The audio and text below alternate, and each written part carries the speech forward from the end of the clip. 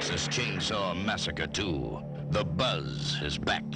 Directed by Toby Hooper. Hey guys, so I just finished watching the Texas Chainsaw Massacre Part 2, the 1986 follow-up to the original The Texas Chainsaw Massacre, filmed way back in 1974.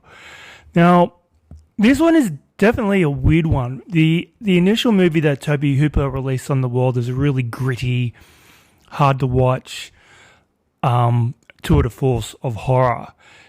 And the sequel is really hard to explain. It kind of doesn't really fit in the horror genre too much. There is horror elements in this and a few jump scares, which are pretty damn good. But the whole film really does feel kind of off. It's a little bit left of center. It's claimed to be like a parody of horror films, but it doesn't really come across as a parody. It kind of just comes really across as just straight up weird. So Toby Hooper returns to the director's chair. We have Dennis Hopper as Lieutenant Lefty. We have Caroline Williams as Stretch, the radio DJ. We have Jim Saito as Drayton Sawyer in his final performance. Bill Moseley living it up as Chop Top. Bill Johnson replacing the awesome Gunnar Hansen as Leatherface. And Lou Perryman as LG. Now, the basic plot of this movie is... It's a hard one. It's basically these two cretins at the beginning of the movie, like driving on their way somewhere through Texas, and they're shooting up signs and shit, being complete lunatics.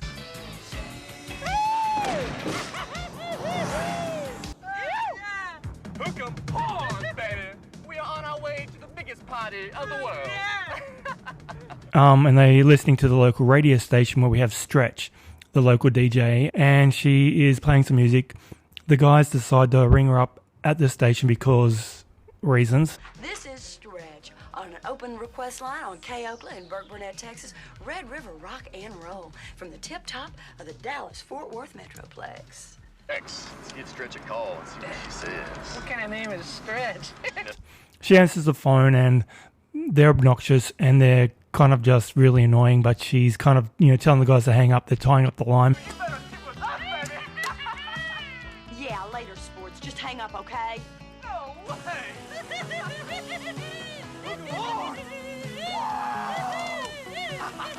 LG. Damn it, I'm trying, darling.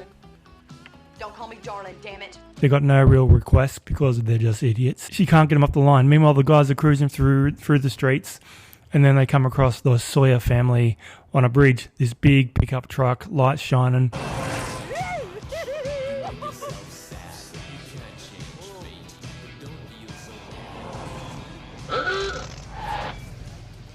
Leatherface jumps on the top of the car with a corpse strapped to the front of his body, which turns out to be actually the corpse of the hitchhiker from the first movie. This movie is meant to be like 13 years after that movie, so I don't know how corpse integrity lasts after 13 years. I don't think it would hold up this good. Anyway, beside the point, the boys have a gun, they start shooting at Leatherface.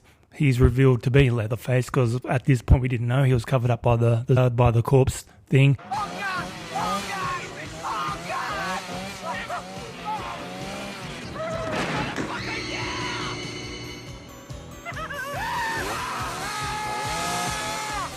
Takes two then with the chainsaw. Meanwhile, Stretch is listening on the other end of the line. The whole thing's been recorded on air. So we get these two boys murdered by the Sawyer family, by Leatherface, on air.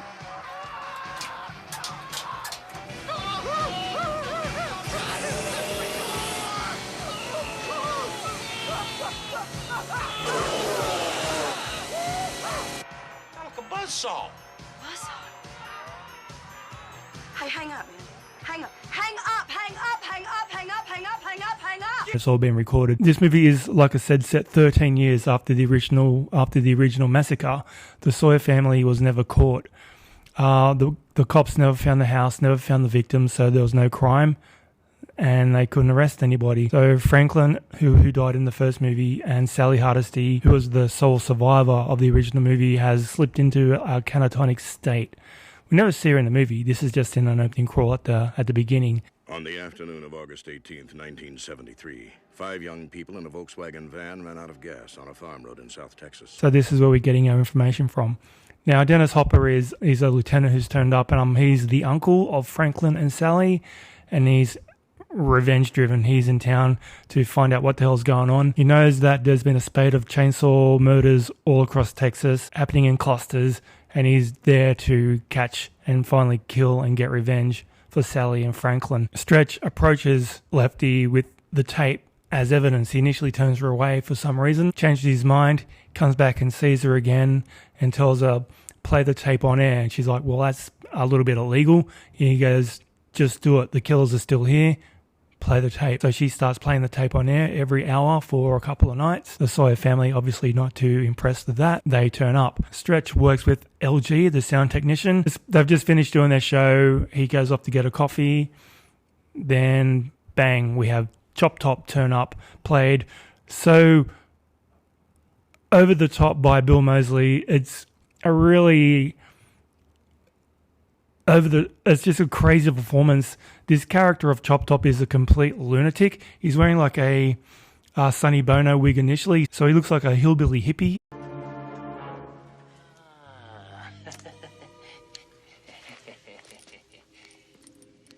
He's got like some weird shit on, and he has this coat hanger and he keeps lighting it with the flame of his lighter and then scratching his head with it. What was it anyway? The Rambo 3 soundtrack? So it's kind of revealed after we get a really a sudden appearance by Leatherface, one of the big scares of the movie, and it got me really good. And maybe the new music's...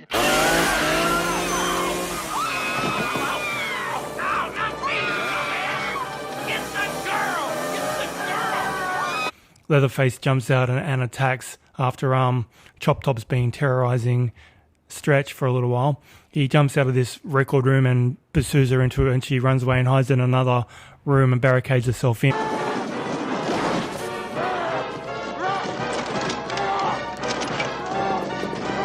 Meanwhile, Leatherface is just taken to the radio studio with his chainsaw. Chop Top's been hit by the chainsaw. He loses his wig, and we see he's got a metal plate on his head. Not really explain why, but he's picking at the flesh around the metal with his hot coat hanger. It's a weird thing, and it's gross. Anyway, so Leatherface is trying to get into Stretch, played really well by Caroline Williams. She does go on to appear in Leatherface, the Texas Chainsaw Massacre 3 as a TV reporter, uncredited. Apparently the directors wanted to keep her character alive. She also does turn up in Hatchet 2. In Caroline Williams' mind, she was playing Stretch as an older woman who's gone on to another town, changed her name, and married the local sheriff. So Stretch lives on, guys. So Stretch is barricaded in this room. Leatherface is on the chainsaw on the other side, trying to get through this big metal door. She's screaming her head off. It's terrifying. He suddenly bursts in through the wall, and he has her. She's screaming to death. She's in these really tight little denim shorts through the whole movie. And this movie was initially banned in Australia. It took 20 years to finally get released by the MPAA. One of the scenes I had a lot of trouble with was the one that's about to happen now, where we got Stretch up on a box, legs spread, camera looking right up a crotch region, and Leatherface kind of with the chainsaw kind of prodding in like a really sexual innuendo kind of way. And apparently the MPAA board had a real issue with the sexual violence of this movie, so it was banned for a long time, not to mention all the other violence in this flick. But this was one of the key scenes they did not like. And yeah, it was overtly sexual, but her character actually uses this as an opportunity to stop Leatherface trying to kill her. How good are you?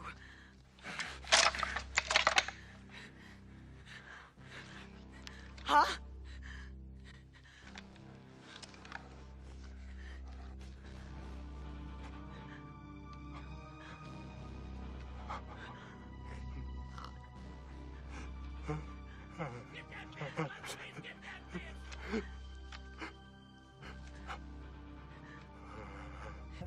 She seduces him somewhat to make him kind of stop chopping her up. In his mind, he does kind of develop a little bit of a crush on Stretch through the rest of the movie, where he kind of doesn't kill her, actually wants to start protecting her, which is a little bit weird considering that Leatherface is meant to be a psycho killer. LG returns with his coffees, promptly meets Chop Top gets hammered supposedly to death. Quite a gruesome scene, very violent, just keeps hitting this guy.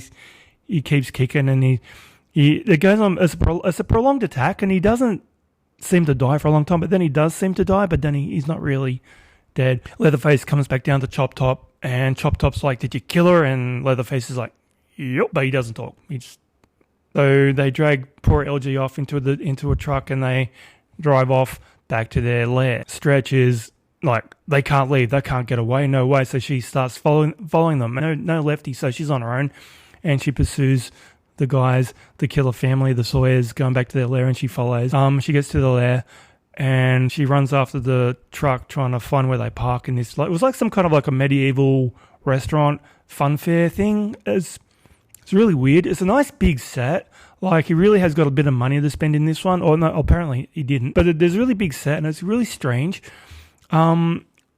She gets spied by another car who she thinks is trying to run her down. Turns out it's Lefty. He's turned up, and she's like, "Where the hell were you, man?" And he's like, "I'm sorry, girl. I used you. You were bait." And anyway, she falls down this weird tunnel into the ecosystem of the underdwellings of this weird Sawyer hideout, like tunnels everywhere and corpses and lights, and it's really weird. It's an impressive set, but it's just odd. And Lefty, good old Dennis Hopper, is in the lower portion of the housing as well, and he's got the chainsaw. Yeah, he's got these two chainsaws and a real big chainsaw, so he's like a weird gunslinger, but with chainsaws.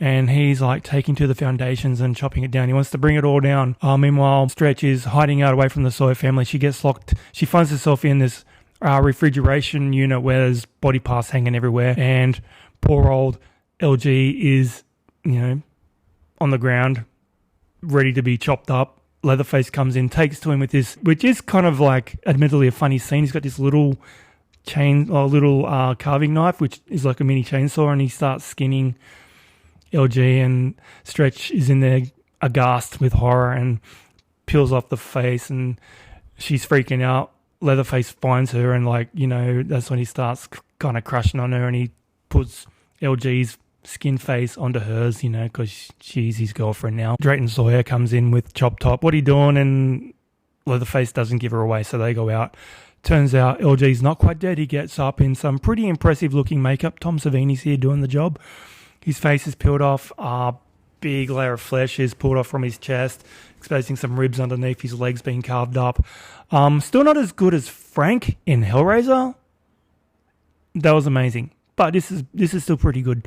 Tom Savini's the man. Stretch has been tied up by Leatherface when he was in there last time, and so LG cuts her free and she escapes. And then it's just a really highly kinetic kind of film where Stretch is on the run from the family hiding out. Eventually they get found. "You got one choice, boy. Sex or the saw. Sex is, well, nobody knows. But the saw is family." It's family. Wait till Granddad hears about this. And there's a big fight scene. Dennis Hopper's character Lefty turns up, saves the day.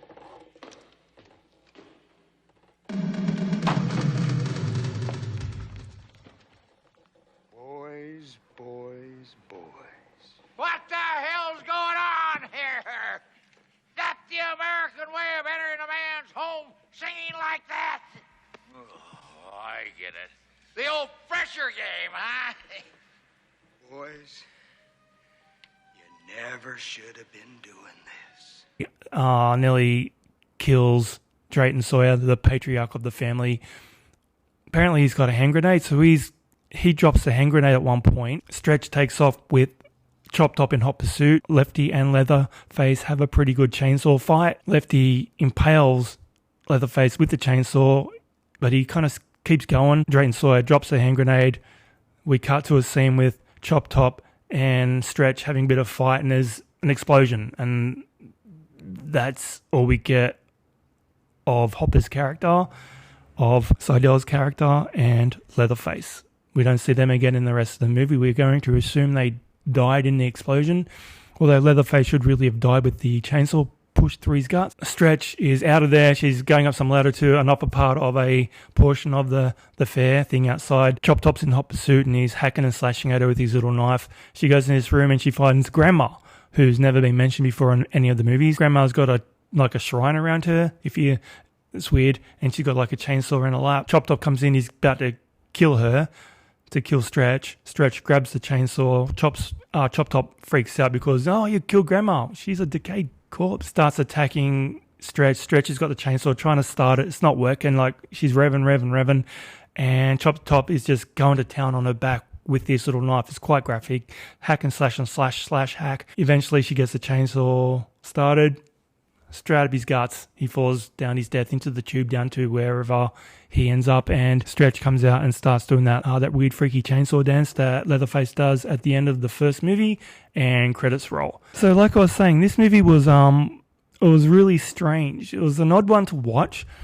It definitely had its scary moments, but it doesn't really feel like a horror movie. It was, I don't know, man. I really don't know how to judge this movie. It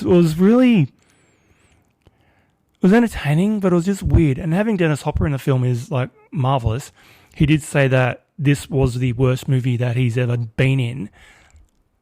But then he went on to make Super Mario Brothers, and then that took the mantle.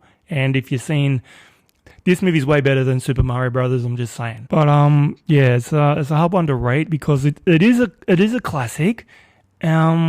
It's not as good as the original Texas Chainsaw Massacre. That movie was visceral and it had a real profound effect on me personally. As a fan of horror movies, I just love that movie. It was a gut punch. It was a real gut punch to your senses, that one. But this one just kind of well, Tobe Hooper definitely wanted to do something different, and he did. He definitely achieved his goal if he didn't want to do a straight sequel. Apparently he wanted to make a movie which was basically a parody on Motel Hell, where it was a whole township of cannibals.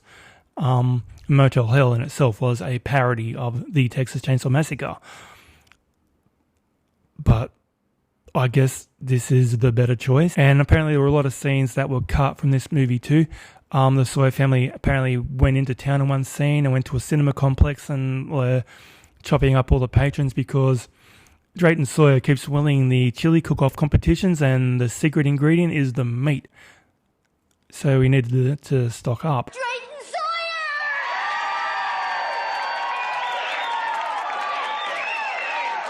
Do I recommend you check this movie out? It's worth a watch. It's definitely in a different vein to the original movie, and I do have Leatherface, the Texas Chainsaw Massacre Part 3, which has just been released on Blu-ray, and I've just picked it up recently.